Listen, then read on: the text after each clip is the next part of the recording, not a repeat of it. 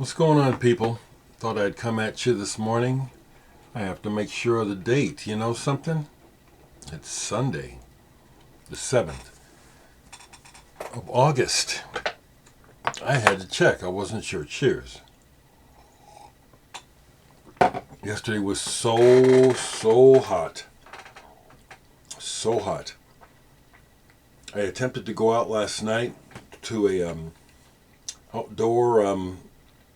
Well, my friend Cubby and DJ Kethro were doing a set outdoors near my house, and I tried to go. There was no parking nearby, so I didn't stop, but it was so hot, it's like, I'm just going back home. So how is everyone doing? I'm doing okay. I guess my brother's pulling through. You know, I haven't talked to him since that one day. Talked to my sister. Hey, Stephanie, I love you. Man, I appreciate you so much. I'm glad I don't come from a stupid family. I'm so glad my family is not a bunch of dummies. So, I'm going to show some records, but, because of TK, whatever his name's contest, I found myself reconnecting to watching music VC videos this last week. I really stopped years ago, and the responses to the contest have been very interesting. The thing that I thought as I watched is that, well, really everybody has something very likely that no one else has in their collection. There's just so much music. No one can have it all. So I've seen some interesting stuff that I've never seen, stuff that I know about, some records that by people that I didn't know they had out. So it's been very interesting. I heard a comment, and I want to comment on it, that Dave, Dark Stuff, another Omahan. Hey, Dave. Was mentioning while he showed a hip-hop record that excuse me that he had the impression that there weren't too many people showing hip-hop in the VC. Well, I don't know, but I would venture to say that folks that are showing their hip-hop collections, let it be known. I would imagine there are folks who are primarily hip-hop collectors who are making VC videos, I would imagine. Let yourselves be known, I'm showing what I listen to. This is not a service. I don't feel any obligation that I have to show certain types of music. I show you what I listen to. And historically, if I may say, I am an anomaly here in Omaha. That I am a black guy from the north side of town who knows so much about international music. It's honestly been my obsession since the Beatles. Music from around the world. So that's why you see what you see here. So let me go through this pile down here, and then I'll stop. Oh, I can start with this. I can do a review. I received a CD from Mark Hardy in the mail a couple days ago. Mark Hardy is out of Chicago, musician. He sent me his music before. This is a new thing called Edit Island. Hey, Mark, I like this. I do like this. I had to, the first track kind of put me off a little bit. It was kind of like, okay, this is a little bit homemade sounding. Come on. And then it just got better and got better. There is an aspect to it where I can hear some of the nuts and bolts of how you make this music, which isn't a bad thing. I just noticed these things myself. I think this is good. It kind of hits me like library music a little bit. Different moods. I didn't listen to the whole thing, but I like this. Mark Hardy, Edit Island. I can recommend it. Thank you for sending it to me, Mark. I appreciate it. Oh, interesting times. So let me just talk about music, and anything else pops up, I'll say it or not. Kraan from Germany, live. There's two different versions of this. I have both. One has a cartoon on the cover.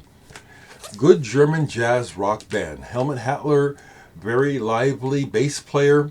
Jan Fried on the drums, who is a friend of mine on Facebook.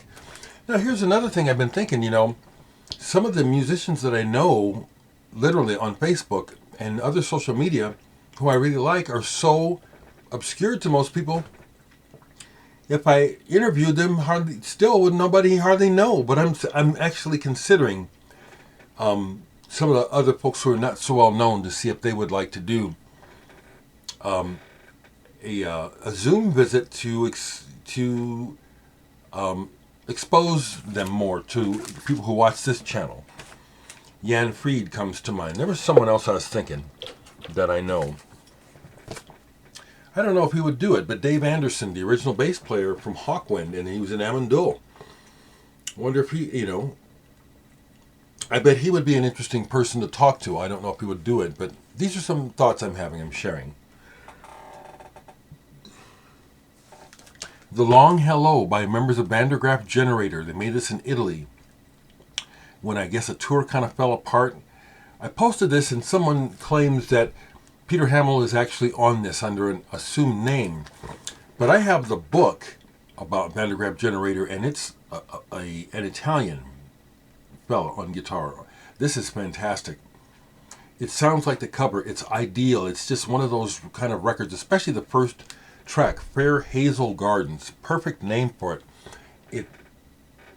It depicts a beautiful scene, a place that you would want to be on a beautiful day. Wonderful album. Here's one that got some good discussion in the groups yesterday. Alphonso Johnson, Spellbound. I post in several different music groups. Jazz Rock Fusion is one, a couple of different progressive rock groups. And when I posted this in one of the Prog groups, I got a wow. I don't think many white Prog listeners know about this album. Alphonso Johnson, as some of you know, was in Weather Report for a while. Played with George Duke. They have a great live album out.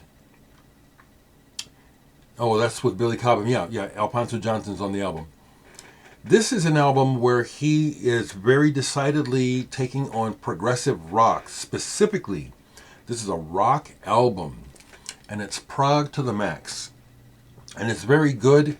My only complaint is that it's not produced well. Whoever produced this, Alphonso Johnson and Dennis McKay, it sounds a little unfinished, like they ran out of money. Like these tracks needed more time. This is a very, very good album. Spellbound, Alphonso Johnson. Monster bass player. Atlantis, Wayne Shorter. I just follow my muse when it comes to what I listen to. I listen to what I feel. And this is an old favorite. This goes back to like 1985 or 86. And this is the jazz rock. It's not Weather Report. It's the Wayne Shorter thing. And it's very upbeat and full of life. When this starts, the mood goes up. It's wonderful. I love his playing. The energy of this album is so positive. So very positive. Yesterday, it was brought to my attention on the internet that it was Abbey Lincoln's birthday, as well as Allan Holdsworth's birthday. Of course, you know Allan. I love Allan. But it gave me pause to pull this. Max Roach's Freedom Now Suite, We Insist, with Abbey Lincoln on vocals. And I have this lovely white vinyl copy. Several people were posting this album. I was the only one with a white vinyl copy. That was fun. Trivial stuff. This album is about segregation and about we insist that we be able to eat at Woolworths or any other place we want to. And Abbey Lincoln's vocal delivery on this is stunning and very powerful to this day. And isn't it just a goddamn shame that the same issues that they were speaking about back then in the 60s haven't changed one motherfucking bit. so sad. So yeah, I was all over the place musically. I did listen to this one album by Allan Holdsworth, Atavachron, however you say it. Tony Williams is on drums on here, on one track. I just love it. I love this whole album. I love Allan's playing. Gone too soon. He was on a trajectory of his own. So glad I got to meet him. And he let me play his guitar, because he didn't want to talk about guitar. He wanted to talk about beer with my friends who were with me at the time. Crazy. Felt like listening to Grantchester Meadows off of this. It's been a long time. I really like that. I like Roger Waters, okay? It's not that I completely agree with what he says. That's beside the point. The fact that he's putting his money on the line to try and make a difference according to what he sees, that I respect, and his intention is good. That's what I'm standing behind. He intends to do something good for the world. That's his intention. I stand by that 100%.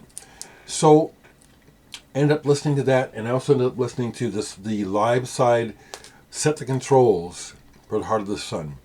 I love this album. I've never owned the collectible GG cover. If I did, I didn't know it and got rid of it too soon. I've had several copies of Ummagumma over the years. This was really thrilling. It had been so long since I'd listened to some Flora Purim with it's a live album at Montreux, and Milton Nascimento was on here. Oh, this is fantastic. You know, her vocal gymnastics are just fantastic. You know, I mean, she can really sing, but she, in her peak, could just do some amazing things with her voice, similar to Ursula Dudzak, if you know who she is. Incredible performance. The entire band on here is just smoking. Okay, so full disclosure, I got a call back from Homer's later in the afternoon Friday. They said we got the other Bowies in. I went and grabbed them. Now I already had Earthling. I have a blue vinyl copy, but when I found out that this is a double album, remastered, and one side is etched, I'll show it. I said, yeah, I'll pop for it. I'm glad I did, because the remaster on this is fantastic. It jumps out of the speakers like it's supposed to. Frankly, I really like the album Earthling, and I bought it on CD when it came out. Really like this album. So I was honestly disappointed with the vinyl when I bought it years ago that it didn't pop, because I really like this album loud. This, they fixed it. Great remastering, so I grabbed that. They got in. I had never owned this, so now I have it. Hours. So I finally got to hear it all the way through. Never heard this album all the way through.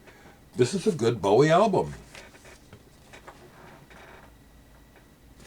The Thursday's Child single, when that came out, I bought it. I was underwhelmed, but the funny thing is, I found myself humming it. And so it's like it's a good song. This is a good album. Bowie is important to me. And the last one I got was Outside. Now I had the other one, excerpt from Outside. Now I have the whole thing. This album is a hit and miss, because it's him trying to do this concept. And there's parts of this that are definitely skip over. It's like that's, you know, to my ears is a waste of time. But there's also some really strong songs on here. Isn't this the album where Strangers When We Meet is on? You know, I think so. Okay.